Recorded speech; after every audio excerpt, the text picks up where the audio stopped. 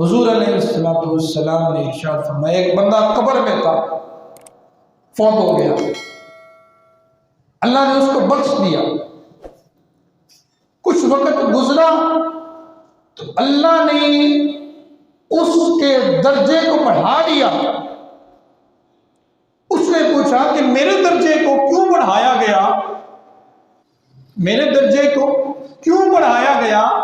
تو اس کو بتایا گیا کہ تیرا درجہ اس وجہ سے بڑھایا گیا ہے کہ تو نے اپنی اولاد کی تربیت کی تھی، اس تربیت کی وجہ سے تیری اولاد نے اچھا کام کیا ہے، اس اچھے کام کے کرنے کی وجہ سے اللہ نے تیرا درجہ بلند کیا۔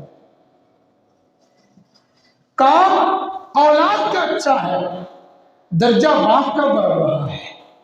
حضرت عیسیٰ علیہ السلام ایک قبر کے قریب سے گزرے، دیکھا اس کو عذاب ہو رہا تھا، آپ آگے تشریف لے گئے۔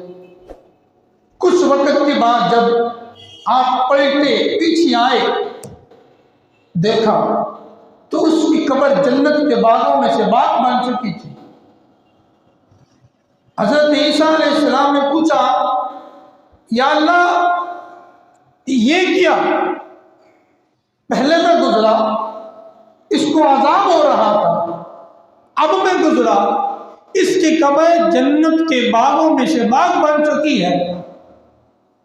تو حضرت عیسیٰ اللہ نے ارشاد فرمایا عیسیٰ جب یہ دنیا سے رخصت ہوا تھا تو اس نے اپنی بیوی کے گود میں ایک بچہ چھوڑا تھا،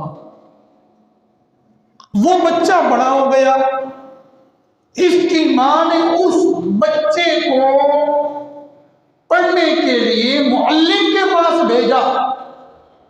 اس معلم نے اس کو کہا پڑھ بسم اللہ الرحمن الرحیم، وہ بسم اللہ الرحمن الرحیم پڑھ رہا تھا۔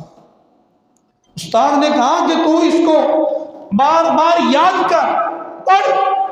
وہ اس کو بار بار یاد کر رہا تھا، پڑھ رہا تھا۔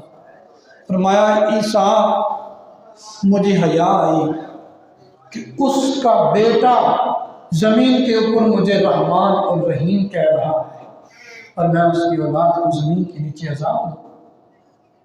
تو وہ کریم ہے، اولاد کی نیکی مرے ہوئے فوت شدگار والدین کو پہنچتی ہے، اولاد کا نیک عمل نیک کام وہ ماں باپ کو پہنچتا ہے۔ جس عمر میں بھی ہم ہیں ہمیں چاہیے کہ ہم نیک عمل کریں۔ ماں باپ زندہ ہیں پھر بھی، حیات نہیں ہے، دنیا سے رخصت ہو گئے ہیں، چلے گئے ہیں، پھر بھی ہمیں چاہیے کہ ہم اپنے لیے نہ سن، حالانکہ مرنا تو ہم نے بھی ہے کہ نہیں،